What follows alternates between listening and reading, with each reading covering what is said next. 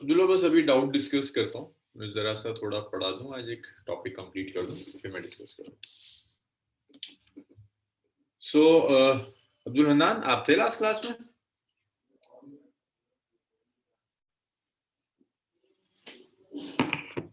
अब्दुल हन्नान, आप थे last class में?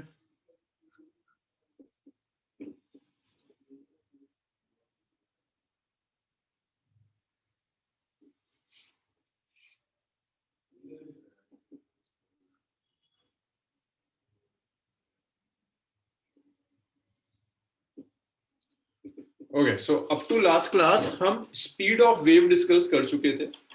ट्रांसवर्स वेव की स्पीड हमने डिस्कस की थी कि ट्रांसवर्स वेव की स्पीड सॉलिड्स में क्या होगी, ट्रांसवर्स वेव की स्पीड स्ट्रिंग में क्या होगी। अब आप देखिए स्पीड ऑफ लॉन्गिट्यूडनल वेव्स।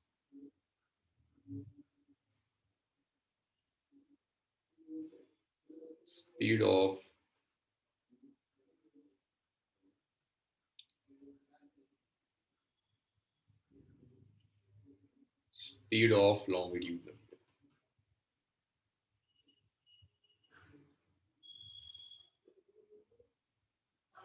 तो देखिए स्पीड ऑफ लॉन्गिट्यूडनल वेव्स का क्या मतलब है, अलग अलग मीडियम्स में स्पीड ऑफ लॉन्गिट्यूडनल वेव्स अलग अलग होगी। जैसे अगर आप कह रहे हो, पहला आपने लिया हुआ है फ्लूइड, लिया हुआ है, आप कहते हैं फ्लूइड में बताइए मुझे लॉन्गिट्यूडनल वेव की स्पीड। फ्लूइड का मतलब है लिक्विड भी हो सकता है और गैस भी हो सकता है। तो यहां जो स्पीड होगी लॉन्गिट्यूडनल वेव की, that is root over B by rho. अब बी आपको याद है, हमने पढ़ा था बल्क मॉडुलस सॉलिड्स में।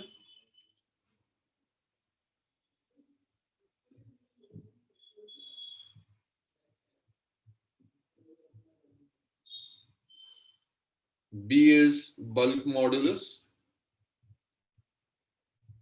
rho is density।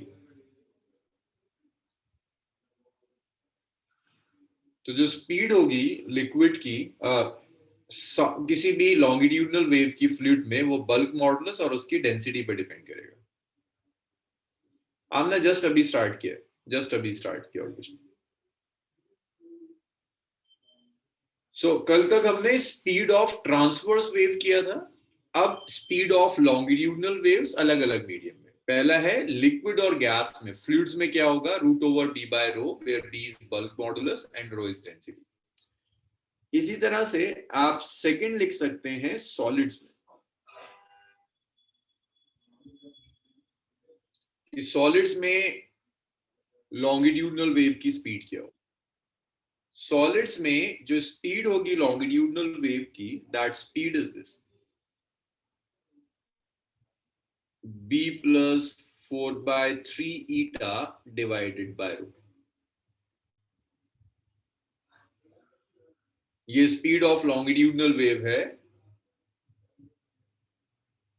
अब्दुल्ला आपका b plus 4/3 eta by रो, और ये अंडर रूट नीचे तक होता है। तो ये स्पीड है लॉन्गिट्यूडनल वेव की in a solid. b is bulk modulus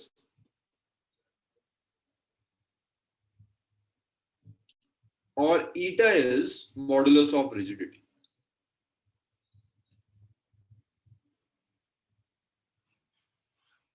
अच्छा Abdul Hannan, eta is modulus of rigidity. ये भी हमने डिस्कस किया था, बल्क मॉडुलस क्या होता है, मॉडुलस ऑफ रिजिडिटी क्या होता है, ये ऑलरेडी हम डिस्कस कर चुके हैं।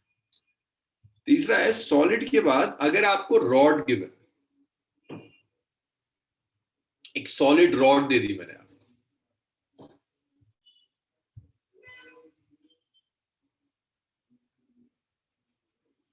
तो सॉलिड रॉड में जो स्पीड होगी, that speed is root over Young's modulus divided bye.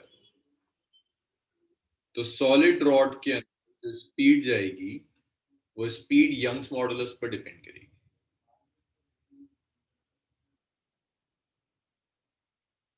Young's modulus पर डिपेंड करेगी।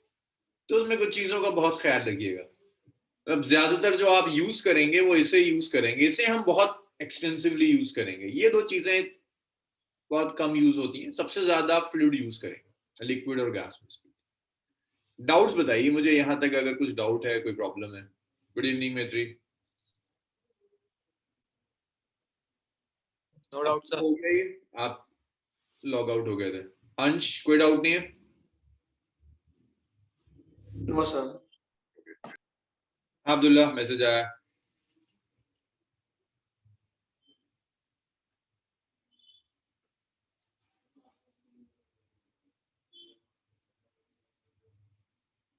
सॉलिड से तो देखिए, ये तो लिक्विड है, लिक्विड में जो स्पीड होगी वो सिर्फ बल्क मॉडुलस पे डिपेंड करेगी, लेकिन सॉलिड में जो स्पीड होगी वो बल्क मॉडुलस के साथ साथ मॉडुलस ऑफ रिजिडिटी पे भी डिपेंड करेगी। अच्छा, कुछ याद है तुम लोगों को बल्क मॉडुलस किससे रिलेटेड था? Change in length, change in volume, change in shape, किससे रिलेटेड था bulk modulus? Change in volume sir. Change in volume. तो चेंज इन, जब जब लॉन्गिट्यूडनल वेव किसी मीडियम से पास होगी तो उस मीडियम के वॉल्यूम में चेंज आता है, तो उसकी वजह से हम यहाँ बल्क मॉडुलस यूज कर रहे हैं। जब वही वेव सॉलिड से पास होती है तो देखो, सॉलिड्स में वॉल्यूम के साथ साथ शेप भी होता है। तो अगर मैं कह रहा हूँ वॉल्यूम चेंज हो रहा है सॉलिड का, तो शेप में भी चेंज आएगा, और शेप में चेंज आने की वजह से आप मॉडुलस ऑफ रिजिडिटी यूज करते हैं। तो जब भी आपकी वेव, लॉन्गिट्यूडनल वेव किसी सॉलिड से पास करेगी तो बल्क मॉडुलस भी यूज करेंगे, मॉडुलस ऑफ रिजिडिटी भी यूज करेंगे, दो चीजें हम यूज करते हैं। और अगर यही किसी सॉलिड रॉड में जा रही है, हाँ डेंसिटी फ्लूइड की है बिल्कुल। Okay sir. और जब रॉड से पास होगा, देखो रॉड तो, जब मैं कहता हूँ ना rod, that means it's one dimensional, area of cross section is negligible, just length है। लेंथ में चेंज आने की वजह से आप यंग्स मॉडुलस यूज करते हैं। It's b plus 4 by 3 eta, Abdullah. Eta is modulus of rigidity, b is bulk modulus, and rho is density of solid.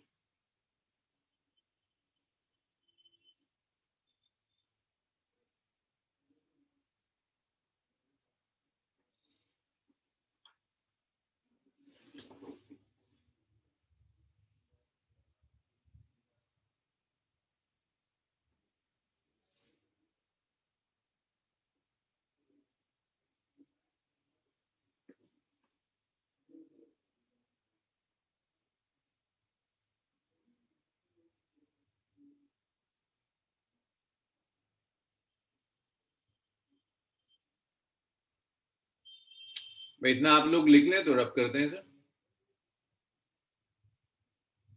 जी अब्दुल्ला, मैं क्लास के बाद डिस्कस करता हूँ। मानसमैन, अब्दुल हन्नान, लिखा सबने? यश,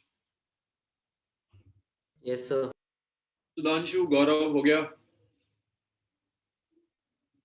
यस सर। चलो, इसके बाद अब जब साउंड, अगर मैं साउंड ले रहा हूं, साउंड कैसी वेव है अंश? इज अ ट्रांसवर्स वेव और अ लॉन्गिट्यूडनल वेव? कल बहुत डिस्कस किया था हमने। साउंड वेव कौन सी वेव्स है? Sound is sir transfer. ना, नहीं नहीं नहीं, साउंड ट्रांसवर्स कहाँ था भाई? साउंड तो लॉन्गिट्यूडनल था। जब साउंड ट्रैवल करता है तो जिस डायरेक्शन में साउंड ट्रैवल करता है, एयर कॉलम उसी डायरेक्शन में ऑसिलेट करता है। तो sound is an example of longitudinal wave, not transverse. Sound transverse नहीं है, लॉन्गिट्यूडनल। सर एक बार पीछे कर दीजिए slide.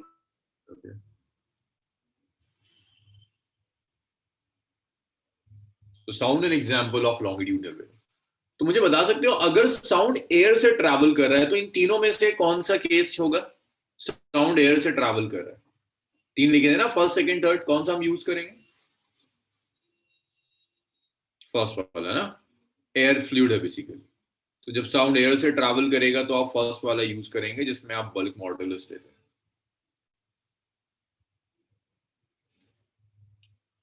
So the next topic है, that is speed of sound in air.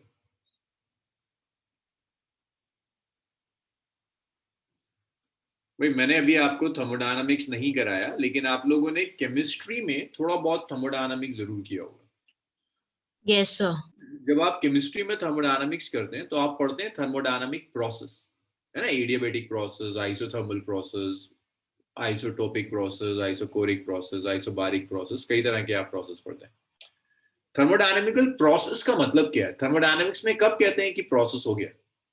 Thermodynamics में प्रोसेस तब होगा जब आपके सिस्टम का प्रेशर, वॉल्यूम या टेम्परेचर में से किसी में चेंज आ जाए,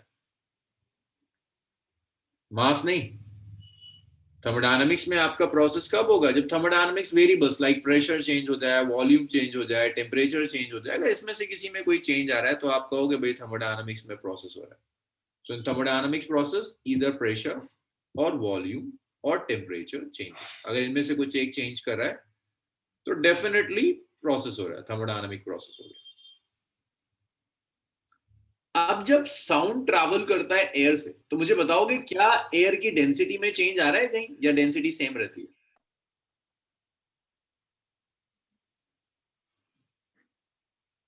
चेंज आ रहा है। मेरी मास में कोई चेंज नहीं आएगा बच्चे, थर्मोडायनामिक प्रोसेस में मास में कोई चेंज नहीं आएगा। हाँ, अगर साउंड ट्रैवल कर रहा है एयर से तो एयर की डेंसिटी में चेंज आएगा, एयर के वॉल्यूम में चेंज आया था, बताया था एक जगह कंप्रेशन होगा, कंप्रेशन में वॉल्यूम कम हो जाता है। रेयरफेक्शन होगा जहां वॉल्यूम बढ़ जाएगा। तो कंप्रेशन और रेयरफेक्शन की वजह से डेंसिटी में भी चेंज आ रहा है और प्रेशर में भी चेंज आता है। तो प्रेशर और वॉल्यूम के चेंज की वजह से आप कह सकते हो it's a process, thermodynamic process है। अब इश्यू ये है कि ये थर्मोडायनामिक प्रोसेस है कौन सा? ये आइसोथर्मल भी हो सकता है, ये एडियाबैटिक भी हो सकता है। आइसोकोरिक नहीं हो सकता क्योंकि वॉल्यूम चेंज कर रहा है, आइसोबारिक नहीं हो सकता क्योंकि प्रेशर चेंज कर रहा है। तो जब साउंड एयर से ट्रैवल करेगा, एयर के प्रेशर में वेरिएशन आता है, एयर के वॉल्यूम में वेरिएशन आता है, और इसी को आप कहते हैं थर्मोडायनामिक प्रोसेस हो गया। This process can be isothermal, it can be adiabatic. तो यहां पर स्पीड ऑफ साउंड क्या होगी एयर में, दैट डिपेंड्स कि जब साउंड एयर से ट्रैवल कर रहा है तो प्रोसेस कौन सा है। सो पहले हम पढ़ते हैं स्पीड के लिए न्यूटन्स फॉर्मूला। भाई न्यूटन का आर्ग्यूमेंट था कि जब भी साउंड एयर से ट्रैवल करेगा तो जो प्रोसेस है that process is isothermal.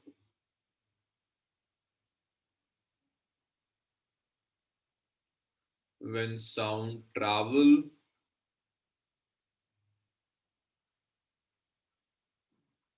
through air, basically Newton का assumption था ये। Newton assume when travel through air process is isothermal। जब एयर से ट्रैवल करेगा तो ये प्रोसेस आइसोथर्मल होता है, और उसने आइसोथर्मल यूज कर स्पीड ऑफ साउंड कैलकुलेट कर दी। तो हम करके देखते हैं, आइसोथर्मल लेते हैं और देखते हैं स्पीड ऑफ साउंड क्या आएगी। देखो आइसोथर्मल प्रोसेस का स्पीड ऑफ साउंड में रिलेशन क्या है?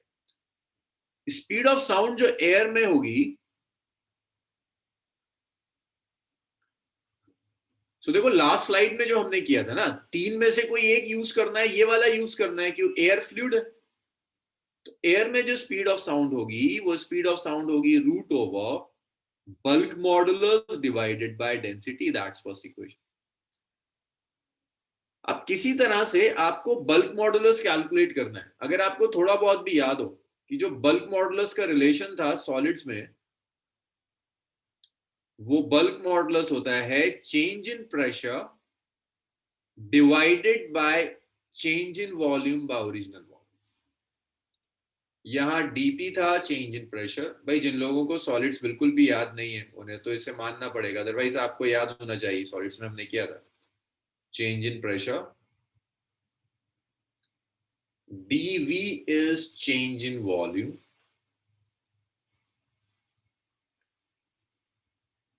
V is original volume. So that's dP by dV by V, that's bulk modulus, it's dP by dV by V, इसको आप bulk modulus कहते हैं। माइनस साइन सिर्फ ये बताता है कि प्रेशर अप्लाई करने की वजह से वॉल्यूम डिक्रीज हो रहा है, दैट्स माय इक्वेशन नंबर 2। अब ये जो प्रेशर और वॉल्यूम में चेंज है ना, ये कैसे होगा वो डिपेंड करता है प्रोसेस कैसा है। आइसोथर्मल प्रोसेस में ये रेशियोज कुछ और आएंगे, एडियाबैटिक प्रोसेस में ये कुछ और हो जाएगा। तो इसको मैं चाहूं तो ऐसे लिख दूं, V ऊपर चला जाएगा। भाई यहां तक मुझे डाउट्स बताइए, फिर हम आगे बढ़ेंगे। इक्वेशन नंबर 2 तक मुझे डाउट्स बताइए, फिर हम आगे बढ़ेंगे। कोई डाउट, कोई प्रॉब्लम है इक्वेशन नंबर 2 तक? No, sir. Very good.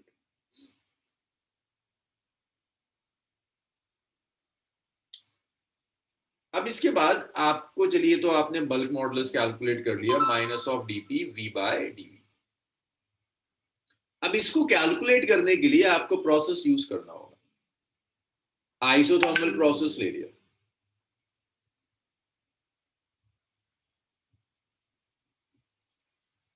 मेरे को बताएगा मुझे आइसोथर्मल की इक्वेशन क्या होती है, आइसोथर्मल प्रोसेस की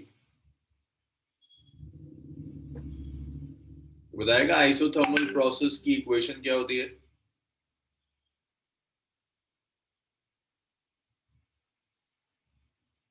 PV is equal to constant. ये आप केमिस्ट्री में पढ़ते हैं, तो मैं वहां से यूज कर रहा हूं। P is pressure, V is volume, PV is constant. मुझे इस इक्वेशन से dP बाय dV चाहिए, तो उसके लिए हम क्या करते हैं, देखिए डिफरेंशिएट कर दीजिए इस इक्वेशन को, इसे मैं इक्वेशन नंबर 3 डिफरेंशिएट कर दो, इक्वेशन नंबर 3 को। तो जब आप 3 को डिफरेंशिएट करेंगे, you will get it's PdV। भाई V को डिफरेंशिएट करोगे, देखो पार्शियल डेरिवेटिव है, दो वेरिएबल्स हैं। आपको इतना याद होना चाहिए कि अगर मैं x को x की रिस्पेक्ट में डिफरेंशिएट करता हूं तो 1 आएगा, अगर मैं v को v की रिस्पेक्ट में डिफरेंशिएट करता हूं 1 आएगा। अंश, आइसोथर्मल प्रोसेस वो प्रोसेस है जिसमें टेम्परेचर कांस्टेंट रहता है, थर्मोडायनामिक्स बेसिकली।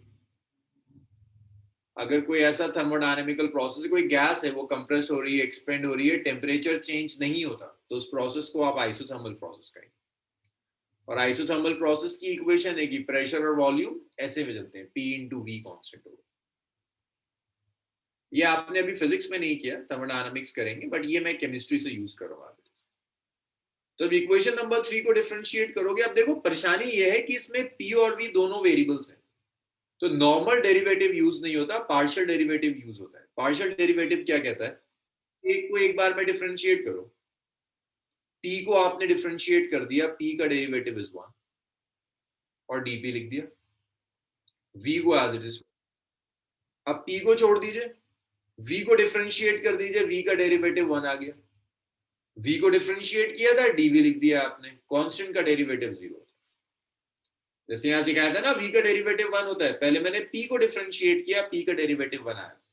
ये dP पार्शियल डेरिवेटिव में लिखना होता है, क्योंकि आपने P को P की रिस्पेक्ट में डिफरेंशिएट किया। ऐसे यहां आ गया, P को छोड़ दिया, V का डेरिवेटिव 1 हो गया, dV लिख दिया इक्वल टू 0। सो ये आया VdP plus PdV is equal to 0। इसे राइट में ले जाइए, VdP is minus of PdV।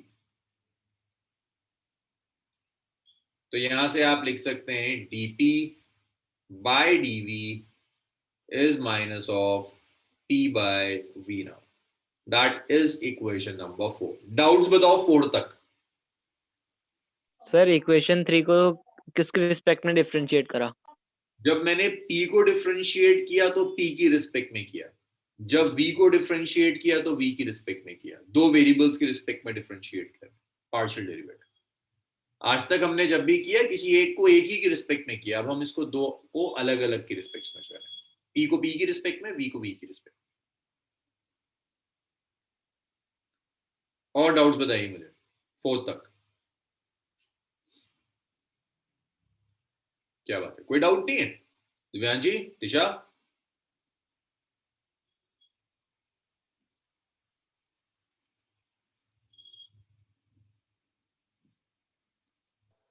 Good evening sir. Good evening Yuvraj, कल कहाँ गायब थे? सर कल रिसर्च क्लास थी सर, तो उस चक्कर में नहीं आ पाया। अच्छा मैं लेट हो गया ज्वाइन कर सर। वेव्स चल रहा है, वेव्स का फर्स्ट पार्ट खत्म होने वाला है बस, ये तुम्हें परेशान करेगा ये सेक्शन, ये 15-20 मिनट में खत्म हो जाएगा, फिर जो स्टार्ट होगा वो तुम्हें समझ में आएगा। Thank you sir. तो कोई प्रॉब्लम नहीं किसी को?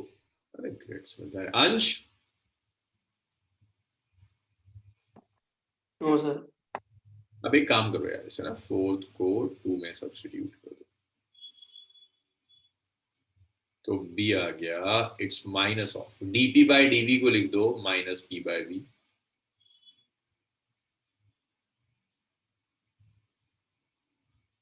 Into v। तो v से तो v कैंसिल आ गया, ये p हो गया। इसे मैं इक्वेशन 5 लिख दूँ।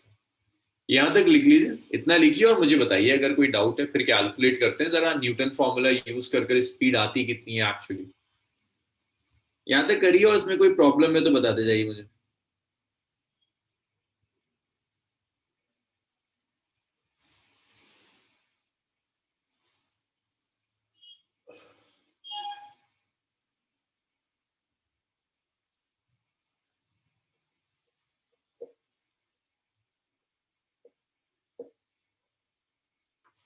ओके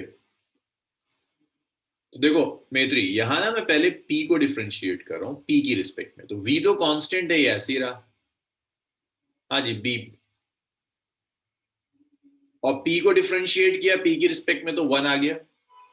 अब पार्शियल डेरिवेटिव में जब आप p को p की रिस्पेक्ट में डिफरेंशिएट करते हैं ना, तो एक dp और लगा देते हैं, ये बता रहा है कि आपने p को डिफरेंशिएट किया था।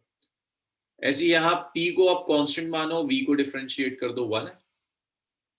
फिर जब v को डिफरेंशिएट किया तो एक dv आएगा, dv बताएगा कि आपने v को डिफरेंशिएट किया था। यस सर, आ गया। लिखिए था।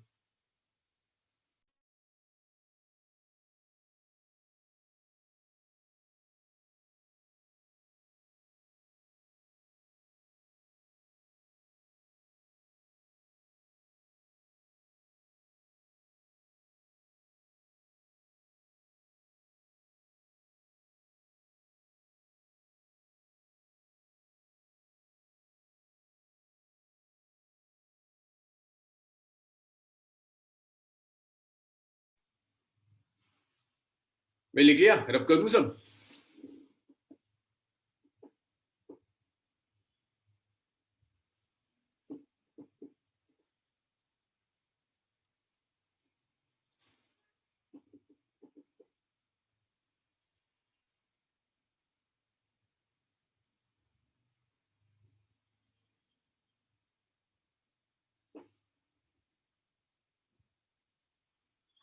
हाँ गौरव, कुछ ऐसे ही होता है जब आप साउंड वेव्स पास करते हैं ना, तो एयर मॉलिक्यूल्स तेजी से वाइब्रेट करते हैं और वाइब्रेशन आगे पास करते चले जाएंगे। और अभी आप देखोगे कि टेम्परेचर स्पीड को अफेक्ट करता है। अभी हम देखेंगे कि जो साउंड की स्पीड होगी वो डिपेंड करेगी कि आपके एयर का टेम्परेचर क्या है, लेकिन वाइब्रेशंस वैसी हैं। Sound waves, air molecules vibrate करेंगे साउंड की वजह से और वाइब्रेशन आगे ट्रांसफर होता रहेगा।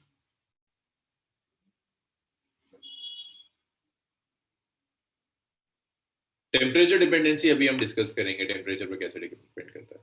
भाई मैं इसको रब कर रहा हूं, 5 को हम 2 में सब्स्टिट्यूट करेंगे। अच्छा ये तो कर दिया मैंने, बल्क मॉडुलस आ गया ना।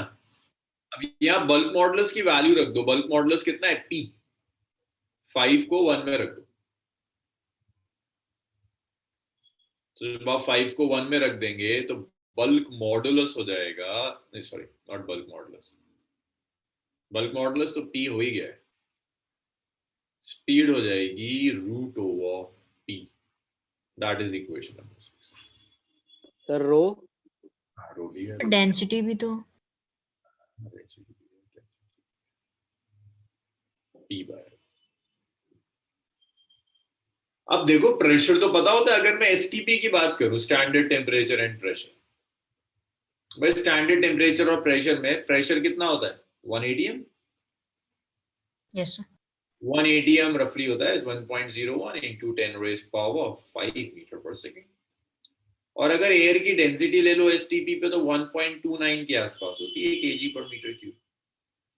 तो जब आप यहाँ सब सब्स्टिट्यूट कर देंगे, p की जगह आप रख दोगे 1.01 into 10 raised power 5 divided by 1.29, it comes out to be around 280 meter per second. 280 metre पर सेकंड की स्पीड होगी।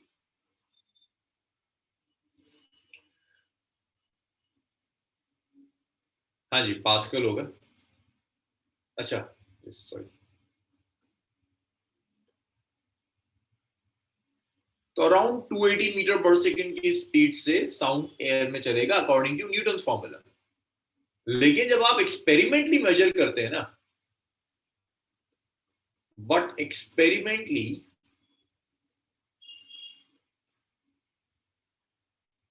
at STP, speed of sound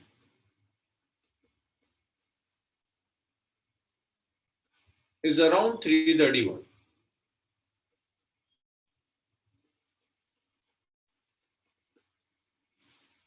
लेकिन एक्सपेरिमेंटली एसटीपी पर स्पीड ऑफ साउंड जो होगी दैट इज अराउंड 331 मीटर पर second. ये speed of sound है एसटीपी पर।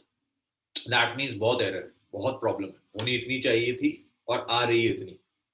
तो ये बता रहा है भाई न्यूटन फॉर्मूला कह रहा है 280 होनी चाहिए, एक्सपेरिमेंटली आपको 331 के आसपास मिलती है, बहुत ज्यादा एरर है।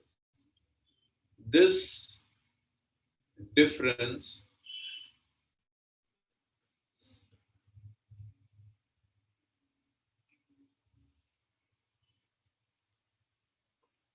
between Newton's formula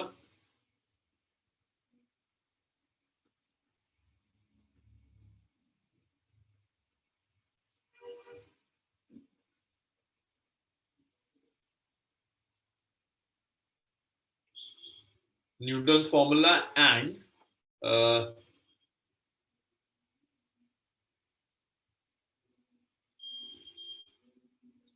measured from Newton's formula and experimental speed.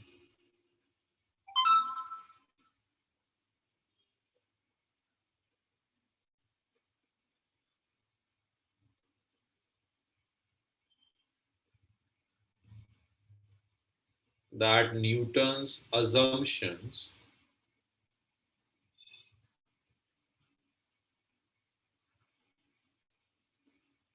were not correct.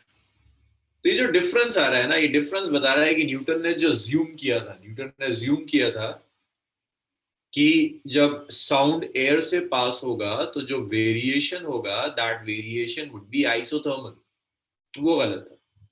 क्योंकि न्यूटन के फॉर्मूले से आ रहा है 280, एक्सपेरिमेंटली मिल रहा है 331, बहुत डिफरेंस है 50 मीटर पर सेकंड का, इतना एरर नहीं होना चाहिए।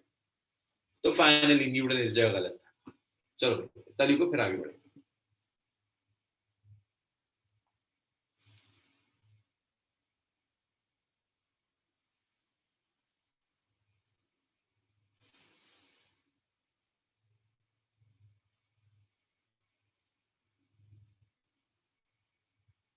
सबने लिखा है इतना? रब करूं इसे?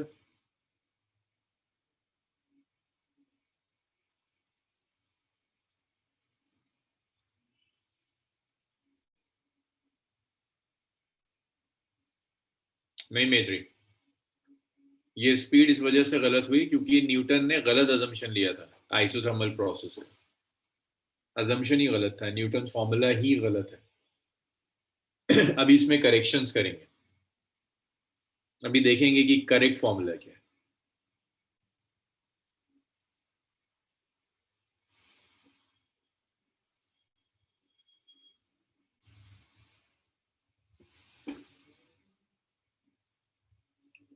चलिए इसको मैं रब कर रहा हूं। एक सेकंड।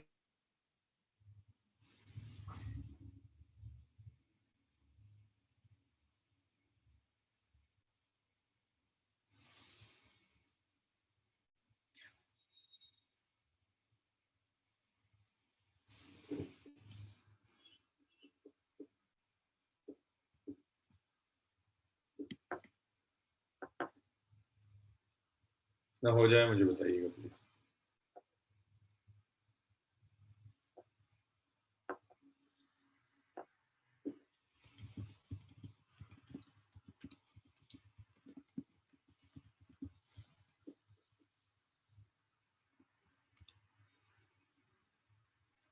सर हो गया।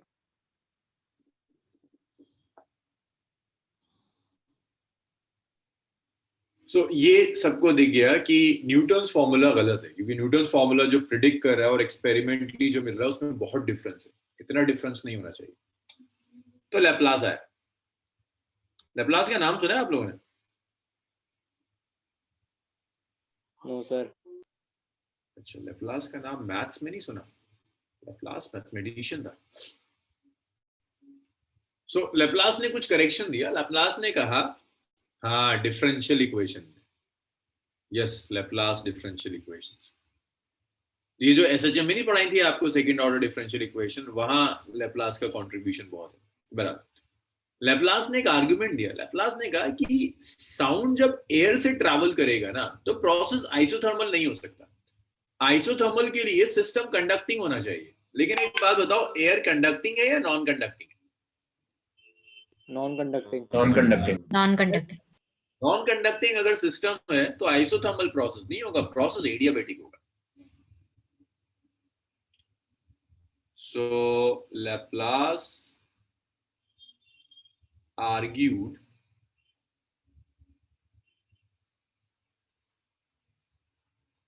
that variation in pressure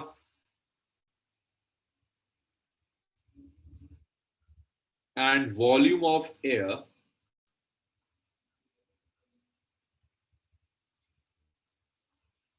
when sound travel through it is adiabatic। कि जब साउंड ट्रैवल करेगा तो जो वेरिएशन है, that variation is not isothermal, that variation is adiabatic, adiabatic variation. तो फिर से अब एडियाबैटिक से करके देखते हैं, आता है नहीं आता? v होता है root over b by rho, that's first equation. अब एडियाबैटिक प्रोसेस की इक्वेशन पता है किसी को? ये भी तुम केमिस्ट्री में पढ़ते हो। किसी ने पढ़ा है केमिस्ट्री में equation of adiabatic process? Isothermal तो पढ़ा होता है, एडियाबैटिक प्रोसेस की इक्वेशन किसी ने करी है?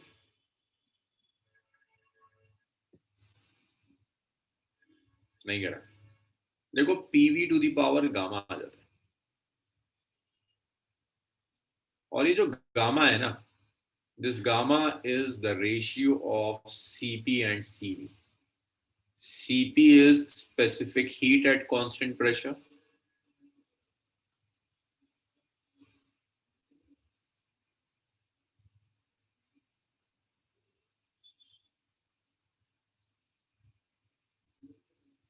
Constant pressure. Cv है specific heat at constant volume.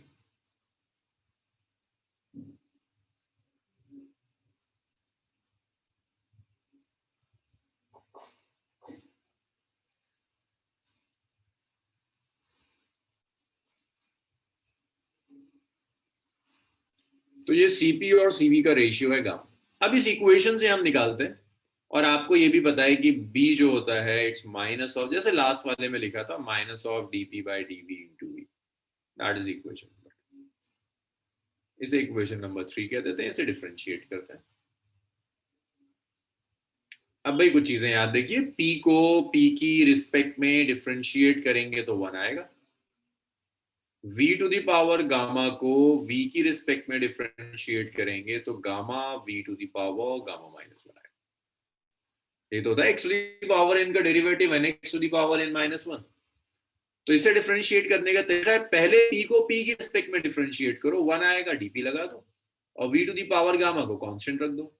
अब क्या करो, V to the power P को छोड़ दो, V to the power gamma को डिफरेंशिएट करो, ये आ गया gamma V to the power gamma minus 1 is equal to C. It's dP into V to the power gamma plus P gamma into V to the power gamma minus 1 is equal to C. हाँ जी बताओ, इसमें परेशानी बताओ यहाँ तो। और एक तो और भी बचा, एक और बचा ना, dV रह गया। यस सर, वो dV वहां पर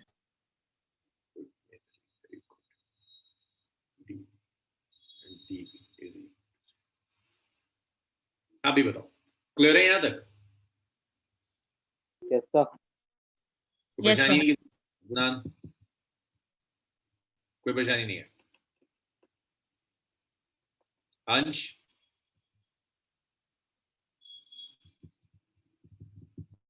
अच्छा, कोई डाउट नहीं किसी, इससे मैं राइट में ले जाता हूँ।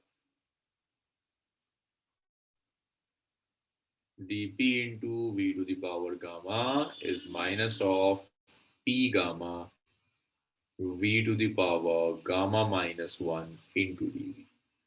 अब इसे नीचे ले आओ। युवराज, आगे के डिस्कशंस के लिए ना ये जो वेलोसिटी का एक्सप्रेशन आ रहा है ये काम का है। हम साउंड की स्पीड निकाल रहे हैं जब साउंड एयर से ट्रैवल करता है, v to the power। इसे ऊपर ले जाओ तो dp by dv आया माइनस p गामा, भाई जब डिवाइड करोगे तो पावर सब्ट्रैक्ट हो जाएंगी, v to the power gamma minus 1। सो ये देखिए, ये गामा ने गामा कैंसिल कर दिया, गामा से।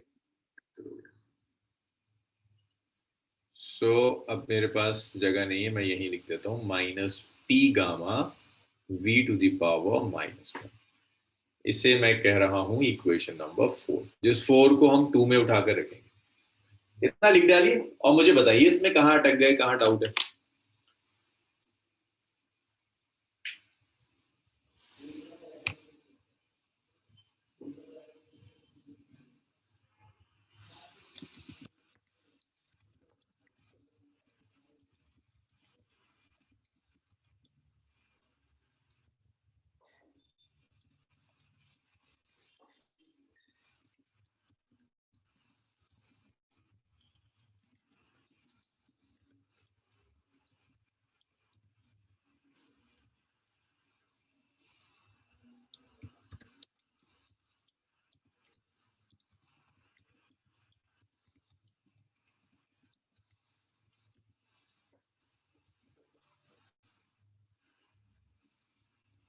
हाँ अंश, एडियाबैटिक प्रोसेस वो प्रोसेस है जिस प्रोसेस में हीट न तो सिस्टम में एंटर कर सकती है न सिस्टम से बाहर जा सकती है।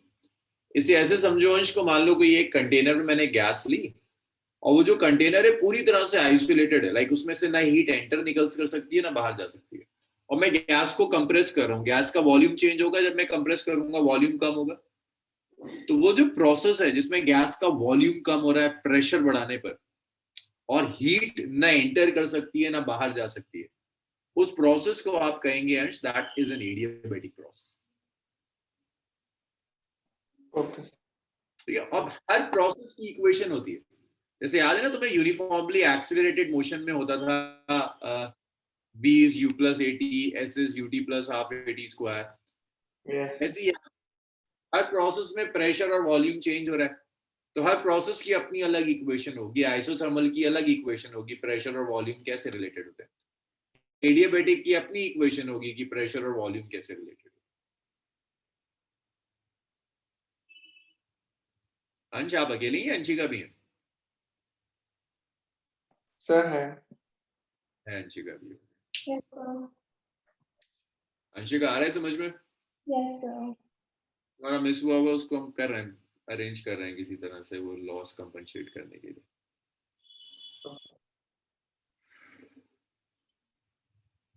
अभी आता हूँ अब्दुल्ला, गामा वामा सारी वैल्यूज बता रहा हूँ। पहले ही बताओ, इतना लिख डाला सबने? Yes, sir. Yes sir. तो मैं फोर्थ को ना यार इसमें रख रहा हूँ सेकंड में, फोर्थ को मैं उठाकर सेकंड में रख रहा हूँ, फोर्थ इन सेकंड। सो देखिए, अगर मैं फोर्थ को उठाकर सेकंड में रख देता हूँ तो v आ जाएगा, नहीं v कहाँ आएगा, अभी तो b आएगा।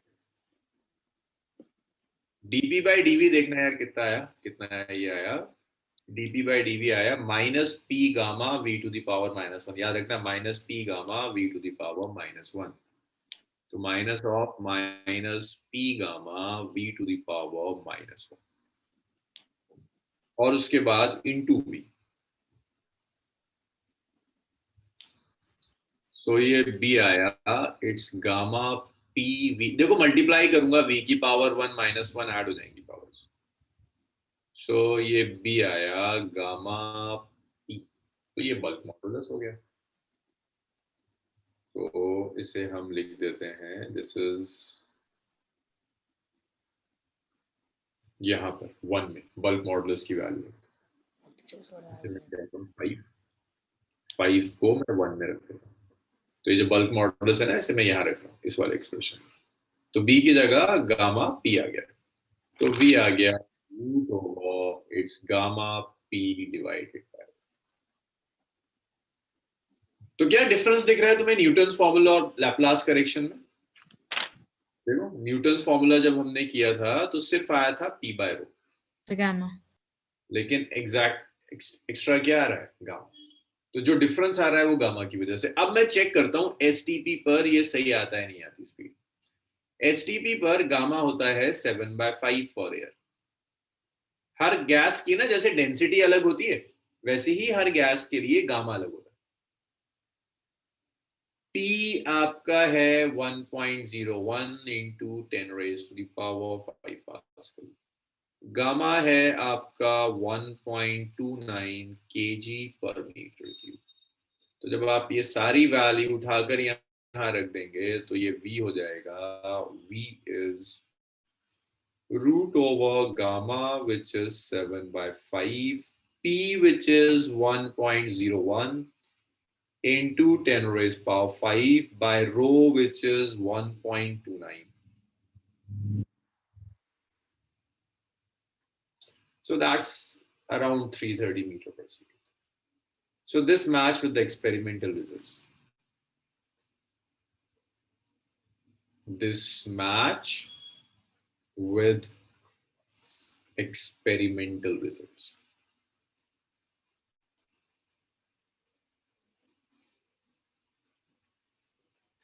तो लेप्लास का जो रिलेशन था ठीक था, लेप्लास का आर्गुमेंट ठीक था कि जब साउंड एयर से ट्रैवल करेगा तो वेरिएशन एडियाबैटिक होगा। ये है आपका V is gamma p by yes. This gamma basically depends upon the type of gas. For air its value is 7/5. अगर आप हाइड्रोजन लेंगे then gamma will have different value. आप ऑक्सीजन लेंगे then gamma will have different value. In thermodynamics हम देखेंगे कि how to calculate this gamma, कि exactly gamma calculate करते कैसे, ये thermodynamics में सीखेंगे। इतना लिख डालिए फिर हम आगे बढ़ते हैं।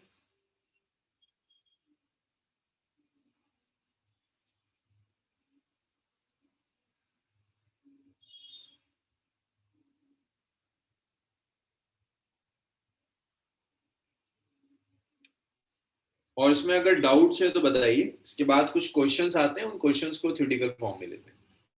तो जो लोग बाद में आए हैं या लास्ट क्लासेस नहीं करी थी, नहीं समझ में आया, आगे का आपको समझ में आएगा अगर आपको ये रिलेशन आता है V is root over gamma p by rho। इसे याद रखिए, गामा इज CP/CV का रेशियो अलग अलग गैसेस के लिए अलग अलग होगा, एयर के लिए अलग है, P प्रेशर है, रो डेंसिटी है।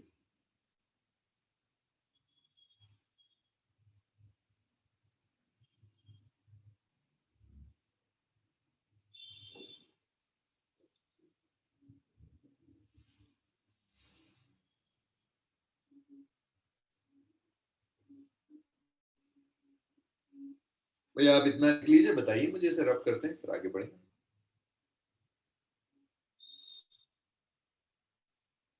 Done, sir. Done sir.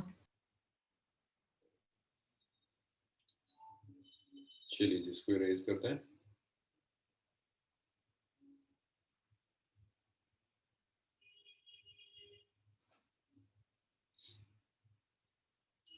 Next है फैक्टर्स अफेक्टिंग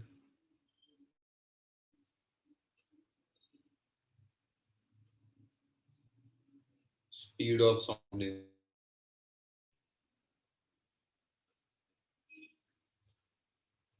तो देखो, जब साउंड किसी भी गैस से ट्रैवल करेगा, इंक्लूडिंग एयर ले लो, हाइड्रोजन ले लो, ऑक्सीजन ले लो, तो फिर साउंड गैस के किन किन पैरामीटर्स पर डिपेंड करेगा, लाइक प्रेशर पर कैसे डिपेंड करेगा, गैस की डेंसिटी पर कैसे डिपेंड करेगा, टेम्परेचर पर कैसे डिपेंड करेगा, मास ऑफ गैस पर कैसे डिपेंड करेगा, सारे पैरामीटर्स पे वन बाय वन यहां से कंसेप्चुअल क्वेश्चंस आते हैं। तो द फर्स्ट पैरामीटर है that is effect of pressure. Pressure के साथ कैसे वेरी करे। प्रेशर ना बड़ा मिसलीडिंग है, प्रेशर बड़ा परेशान करता है। आपको देखकर तो लगता है कि V है ना, ये root over gamma P by rho. तो जब ये क्वेश्चन आता है कि प्रेशर पर कैसे डिपेंड करेगा, बहुत कॉमन रॉन्ग आंसर ये है कि V तो प्रोपोर्शनल है P के। शायद आप में से ज्यादातर लोग यही आंसर देंगे कि वेलोसिटी प्रेशर के डायरेक्टली प्रोपोर्शनल है। लेकिन जब ये आंसर देते हो तो ये भूल जाते हो कि डेंसिटी भी तो प्रेशर पर डिपेंड करेगी। ऐसा हो सकता है कि आप प्रेशर चेंज करो, डेंसिटी उसी तरह से चेंज कर दे ताकि रेशियो में कोई चेंज ना है। तो उस चीज को देख लेते हैं। तो देखिए, आपने पढ़ा होता है PV is equal to nRT ideal gas equation. ये तो पढ़ा होगा केमिस्ट्री में, PV is equal to Yes, nRT। sir. Yes, sir. Sir. मैं कह रहा हूँ टेम्परेचर है, that means your PV is constant, N constant होता है, गैस constant होता है, टेम्परेचर constant, PV constant हो गया। अब आप ये जानते हैं कि डेंसिटी को मैं लिख सकता हूँ mass by volume, mass of gas, volume of gas.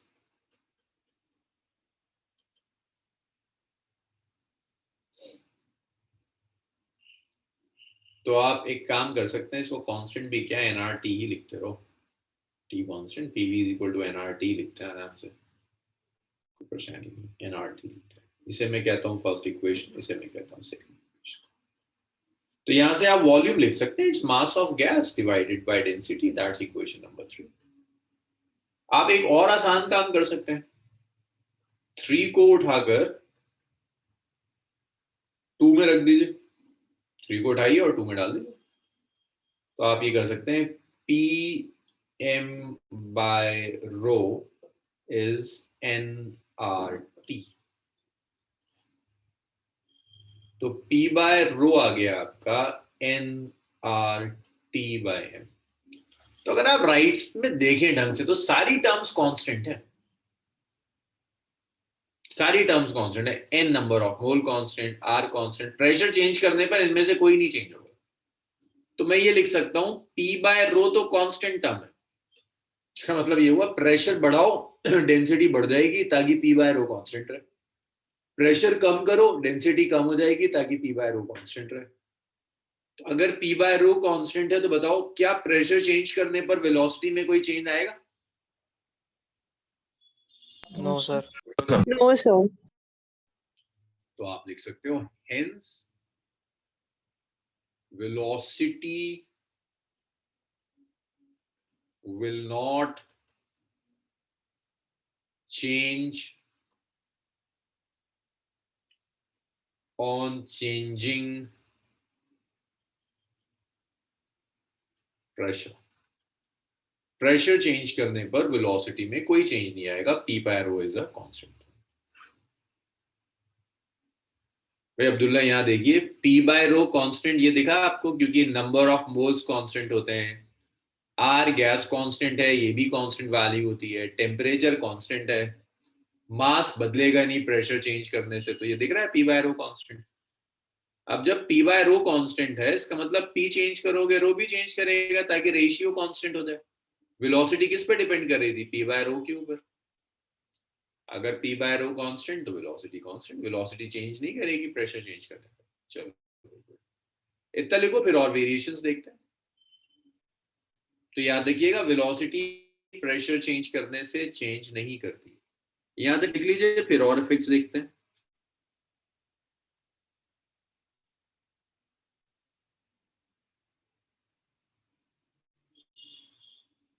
Sir yes अनुभव, सर ये शो करने के लिए आता है कि जो है ये प्रेशर चेंज करने पे वेलोसिटी चेंज नहीं होगी। बिल्कुल बिल्कुल, ये क्वेश्चंस आते हैं अक्सर।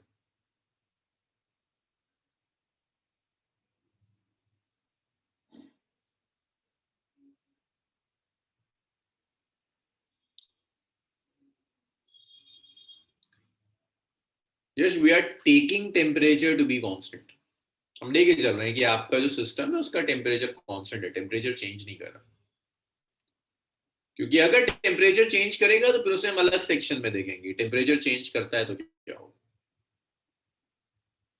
हम तो जस्ट प्रेशर का वेरिएशन देख रहे हैं कि इफ टेम्परेचर इज कांस्टेंट तो प्रेशर चेंज करने पर क्या इफेक्ट पड़ता है।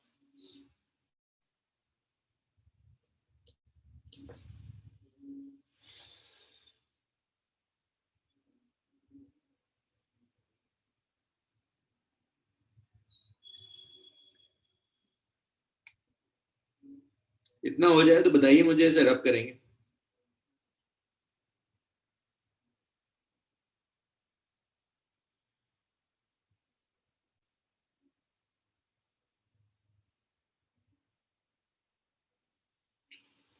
अरे भाई बताओ, रब करूं इसे? Yes sir.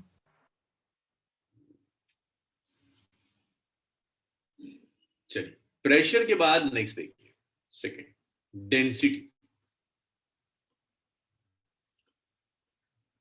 तो डेंसिटी तो आपको दिख ही जाएगा, V is root over P by row.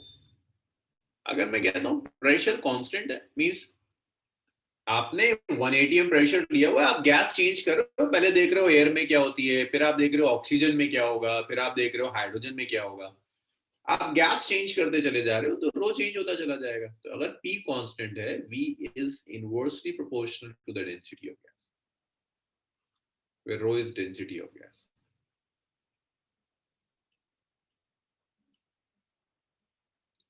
Abdullah, gamma असल में कांस्टेंट होता है ना, हम जस्ट वेरिएशंस देख रहे हैं कि gamma is a constant term, ये इफेक्ट नहीं करेगा, जो इफेक्ट करेगा वो रो इफेक्ट करेगा।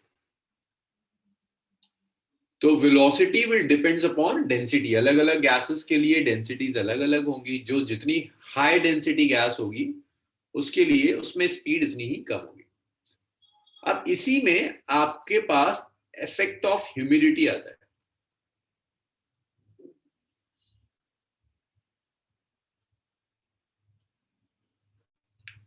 वो ह्यूमिडिटी समझ में आता है ना आपके, अगर एयर में मॉइस्चर आ गया, कुछ वाटर वेपर्स आ गए, तो आप कहते हैं एयर ह्यूमिड हो गई।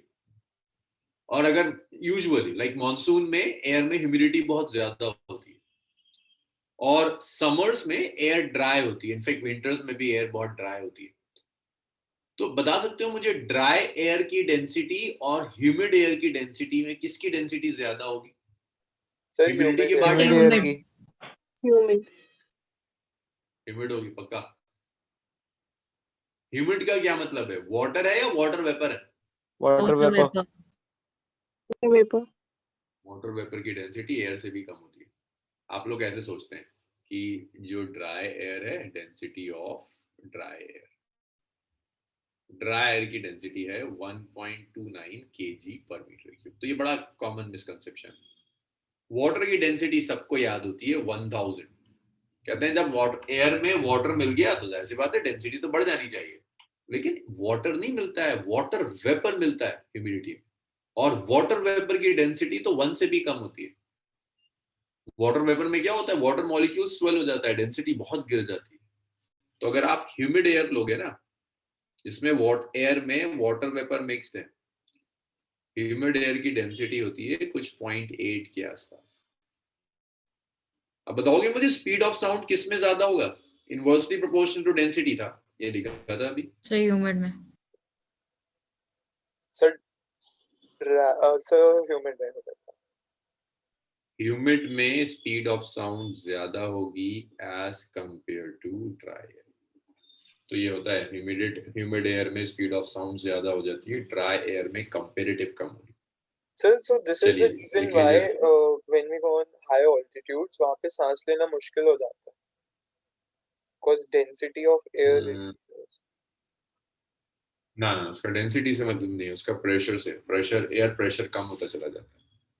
तो एयर प्रेशर कम होने की वजह से प्रॉब्लम आती है ऑक्सीजन को शायद डिसॉल्व होने में। कुछ एयर प्रेशर उसका रीजन है, उसका प्रेशर डेंसिटी नहीं।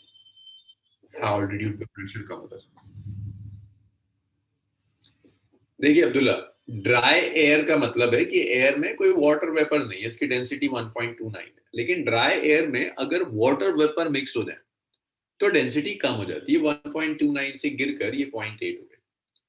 तो जो स्पीड है साउंड की वो डिपेंड करती है, it's inversely proportional to the density. Humid air की डेंसिटी ज्यादा कम होती है as compared to dry air, और देख रहा है ये V is inversely proportional to density. तो जहां डेंसिटी कम वहां स्पीड ज्यादा, ह्यूमिड एयर में स्पीड ड्राई एयर की कंपेरेबल ज्यादा होती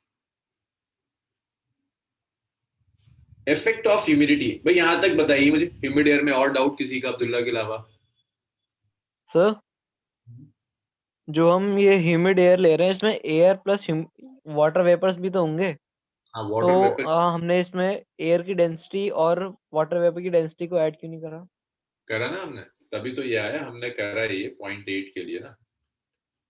वाटर वेपर की डेंसिटी 0.8 से भी कम होती है। तो ह्यूमिड एयर की डेंसिटी ऐसे आती है, density of air dry air plus density of water vapour divided by 2, mean लेते हैं। तो एयर की डेंसिटी 1.29, वाटर वेपर की 0.68 के आसपास कुछ होगी, डिवाइडेड बाय 2 कम हो जाएगा। ठीक है, मीन होता है, मीन डेंसिटी। ये तो समझ गए। हाँ भाई, ये क्लियर हुआ यहाँ तक सबका? Yes, sir. Okay. After this topic, the last effect is effect of temperature. वही लास्ट स्लाइड हमने लिख लिया था ना? Yes, sir. Yes, sir. देखो टेम्परेचर क्या इफेक्ट पड़ेगा। तो टेम्परेचर के इफेक्ट के लिए वही कैलकुलेशंस मैं यूज करूंगा जो मैंने पहली स्लाइड में यूज करी थी इस वाले में। P by rho को nRT/m लिखा था, वही हम यूज करेंगे। तो आपको पता है V is gamma P by rho। मैं ये कैलकुलेशन दोबारा कर रहा हूँ सिर्फ इसलिए कि आपको इस कैलकुलेशन की बार बार जरूरत पड़ा करेगी। मैं चाहता हूँ आप यूज टू हो जाए। वॉल्यूम को लिख सकते हो mass by density is nRT/m। तो P by rho हो गया nRT/m। तो इसको 1 कह दो, इसे 2 कह दो, 2 को 1 में रख दो, V आ जाएगा root over gamma P by rho nRT/m। तो V आ गया proportional to root over, temperature के डायरेक्टली प्रोपोर्शनल है। और increasing temperature speed of sound will increase.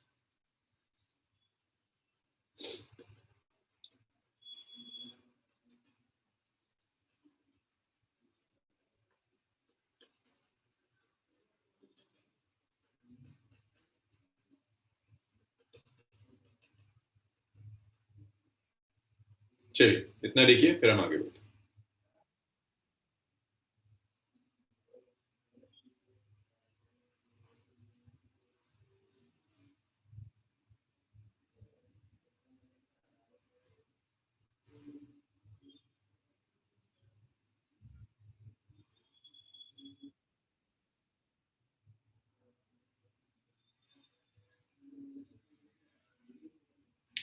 भाई इतना हो जाए बताइए, कुछ न्यूमेरिकल्स करते हैं इसके बाद।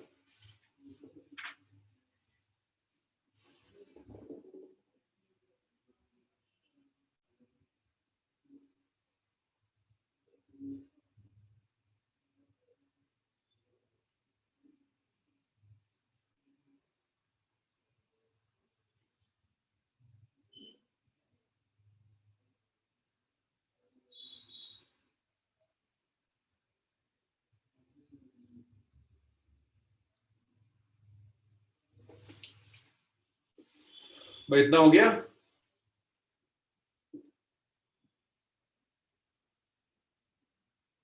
Yes, sir.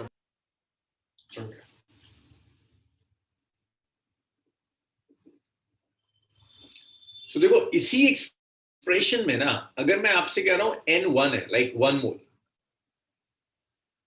तो M जो होगा इसे तुम लिख सकते हो ना capital M which is molar mass. भाई 1 मोल के लिए जो मास होता है उसे मोलर मास कहते हैं। तो अगर आप ये सब्स्टिट्यूशन कर देंगे तो V हो जाएगा it's root over gamma, N is 1, R is 1, T is T, M को लिख दिया कैपिटल। तो वेलोसिटी आ गई, it's root over gamma R T over. याद रखिएगा ये एक्सप्रेशन, ये वाला कितने भी मोल्स के लिए आप यूज कर सकते हो, बट इसे आप तभी यूज करेंगे when you have 1 mole. M याद रखिएगा मोलर मास है, गैस का मास नहीं है, इट्स मोलर मास। इसे लिख लीजिए। फिर देखते हैं अगर विंड भी ब्लो कर रही है, लाइक एयर से साउंड ट्रैवल कर रहा है, विंड भी ब्लो करना शुरू कर देती है, तो कहां पर क्या क्या चेंजेस आए।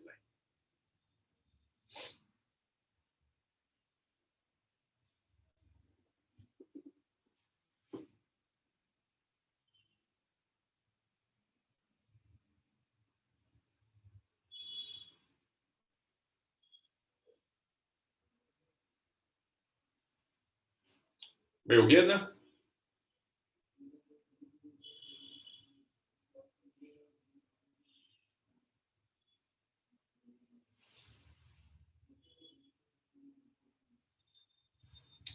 मैं इसे रब कर रहा हूं।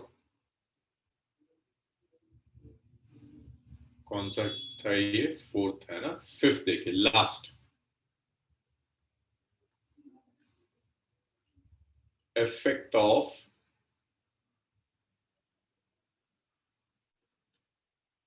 speed of wind, speed of wind on speed of sound।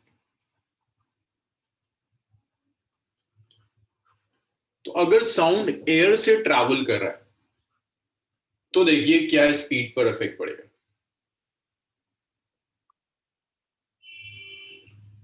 भाई मान लीजिए ये एयर कॉलम है, एयर कॉलम ट्रैवल कर रहा है, ये साउंड वेव है, साउंड ट्रैवल कर रहा है विद स्पीड में, एयर भी ब्लो करना शुरू करती है इन द सेम डायरेक्शन। तो इफ एयर, ये विंड की स्पीड है और ये साउंड की speed in same direction,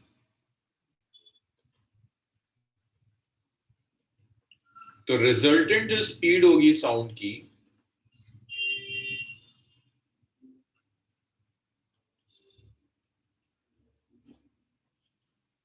velocity of sound plus velocity of, अगर एयर ब्लो करती है ऑपोजिट डायरेक्शन,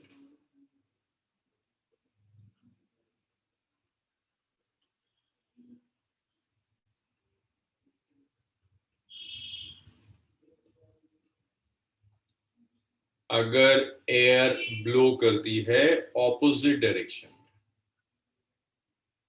तो जो रिजल्टेंट स्पीड ऑफ साउंड होगा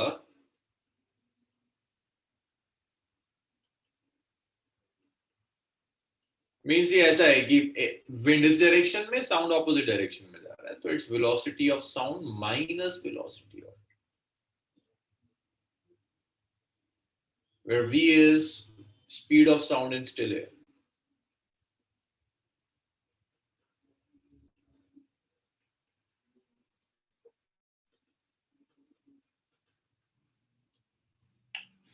इतना लिखिए, इसके बाद हम क्वेश्चंस करेंगे, और यहां कहीं कोई डाउट रह गया तो बताइए।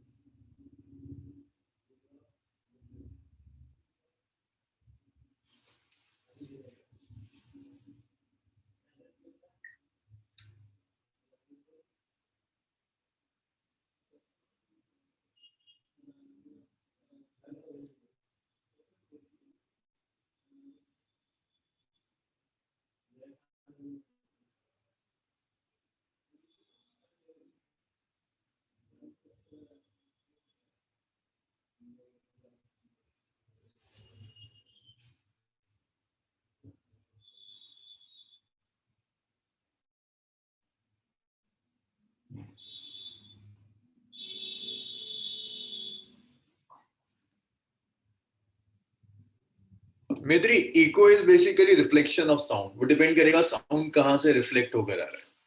तो echo is superposition of sound, जिसमें दो साउंड वेव्स होंगी, एक इंसिडेंट एक रिफ्लेक्टेड. वो साउंड का रिफ्लेक्शन है. जैसे लाइट का रिफ्लेक्शन होता है मिरर से, ऐसी साउंड का रिफ्लेक्शन इससे.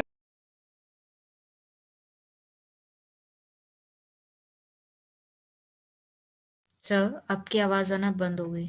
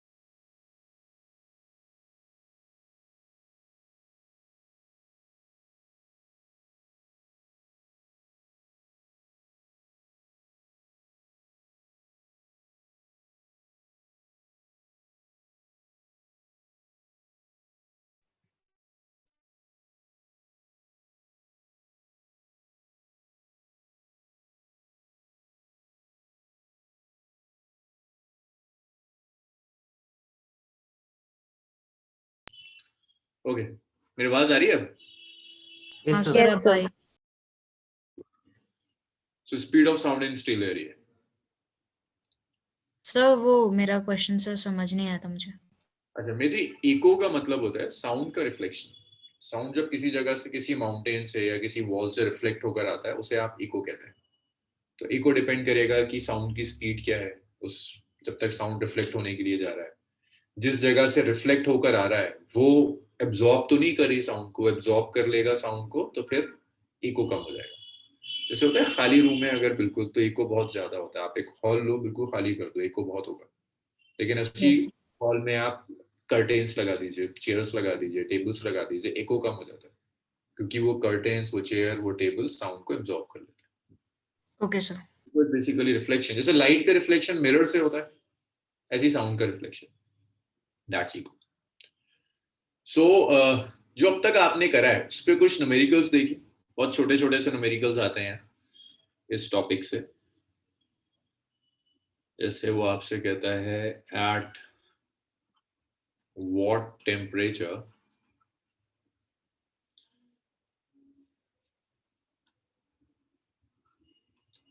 will speed of sound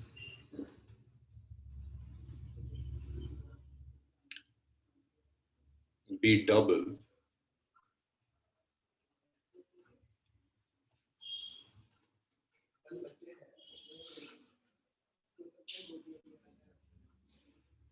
its value as 273 Kelvin.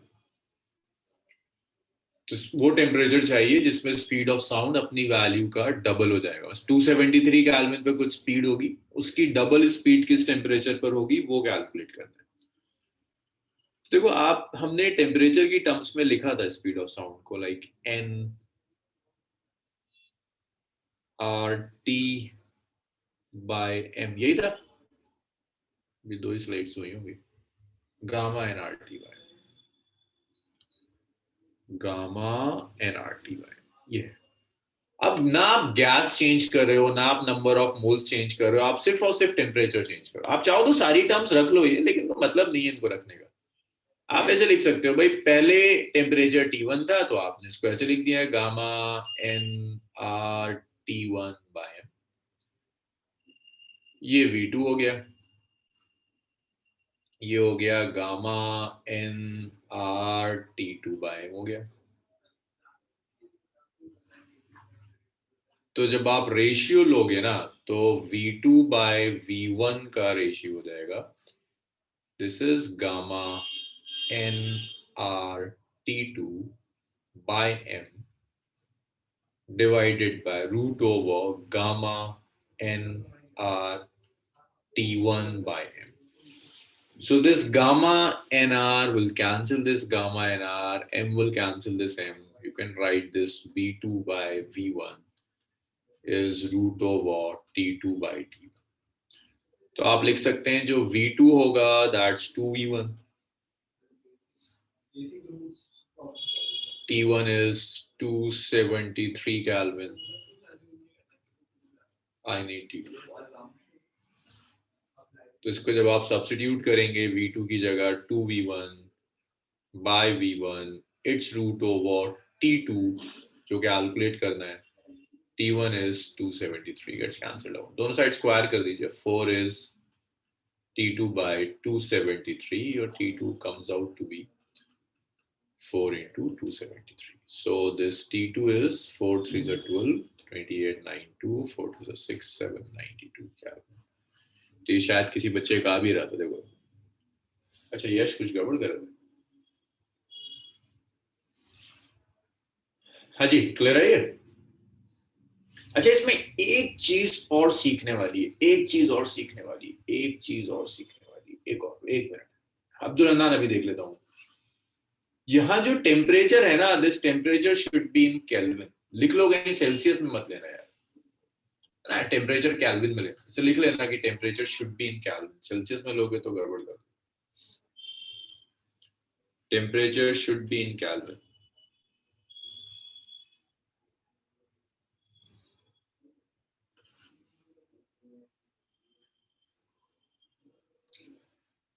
तो क्या वो मल्टीप्लाई गलत कर रहा हूं मैं? 1092 होगा वो। Yes, sir. कैसा वो 1092 को? हाँ 4 2 से 8। Yes yes yes yes yes 1092 क्या, इतना लिख लीजिए। एक न्यूमेरिकल और करते हैं भाई। ये बताओ किसको नहीं समझ में आया, क्योंकि ऐसे तो बहुत आएंगे। युवराज सारा कॉन्फिडेंस लूज कर गया होगा तो ये सर थोड़ा सा टफ लग रहा है। ये टफ लग रहा है सर ये वाला तो आसान है वैसे इन जनरल। हाँ मतलब वेव टफ टॉपिक है थोड़ा सा, उसमें भी तुम इतनी छुट्टियां मार लोगे तो और बिगड़ जाएगा। सुधांशु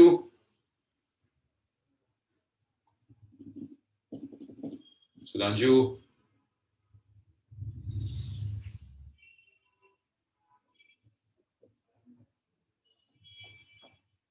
सुधांशु रिस्पॉन्स ही नहीं करता।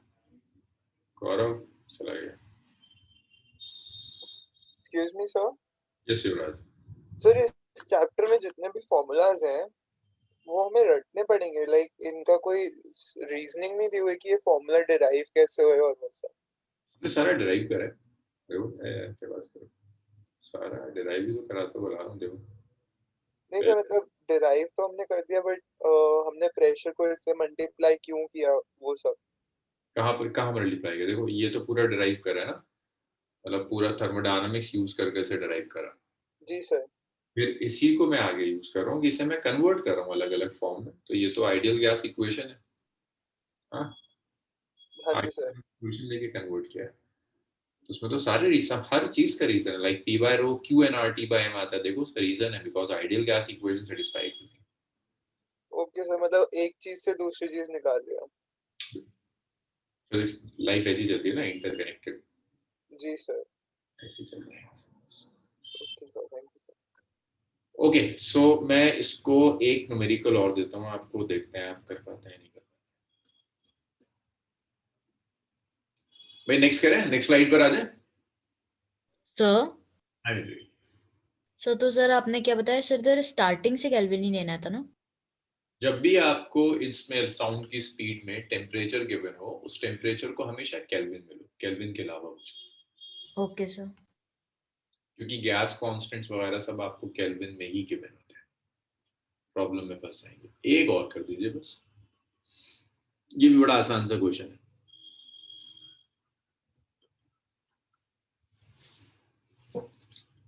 Find ratio of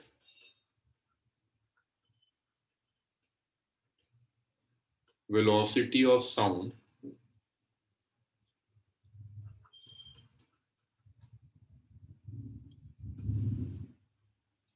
in hydrogen gas, hydrogen के लिए गामा है 7/5 एंड हीलियम गैस, हीलियम के लिए गामा होता है 5/3 at same temperature.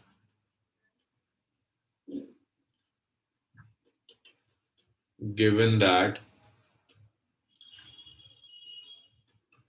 मान लो एक एक मोल गिवन है तो मॉलिक्यूलर वेट दे रहा है, molecular weight of hydrogen and helium are 2 and 4 respectively. करीब शुरू हो जाइए। Hydrogen helium are 2 and 4 respectively. ठीक है,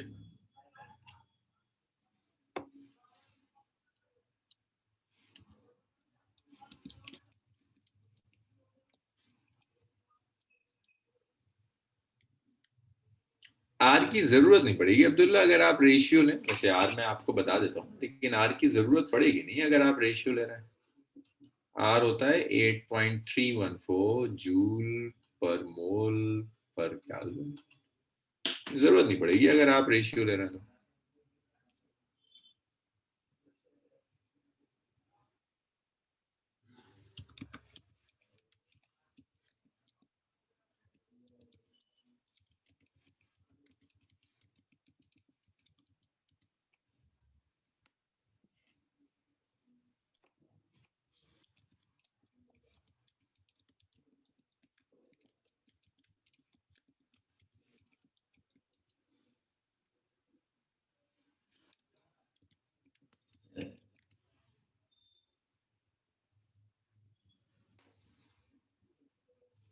ठीक है मानस, ठीक आ रहा है।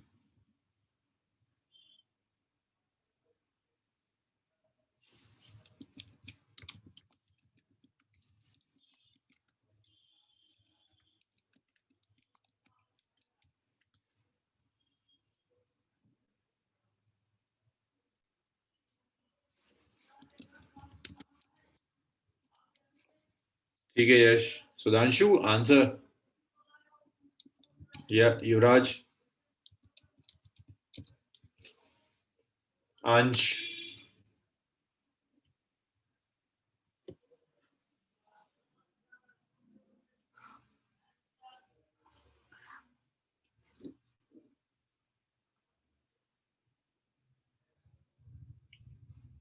अब्दुल्ला ना तो गड़बड़ कर रहे हैं। देखिए स्पीड ऑफ साउंड था √/RT/m into gamma. First gas के लिए गामा और m1 होगा, R और T तो सेम होगा दोनों के लिए, टेम्परेचर तो चेंज हो नहीं रहा है, गैस कांस्टेंट तो सेम रहता है, RT गामा 2/m2। सो अगर आप रेशियो ले लें V1 का और V2 का तो ये आ जाएगा √/RT, हाँ अब्दुल्ला सही आ रहा है, gamma 1/m1 divided by √/RT gamma T/m2. RT will cancel this RT, so your V1 by V2 comes out to be it's m2 gamma 1 by m1 gamma 2. तो V1 by V2 आ गया, m2 कितना है भाई इसको hydrogen को 1 मान रहा हूँ, हीलियम को 2 मान रहा हूँ, तो M2 is 4, gamma 1 is 7/5, M1 is 2, and gamma 1 is gamma 2 is 5/3. तो V1 by V2 हो गया √over 2 से 4 कैंसिल कर दीजिए 42/3, ये रेशियो हो जाएगा। चलिए लिखिए था, और ये आज का लास्ट क्वेश्चन। अब्दुल्ला आपका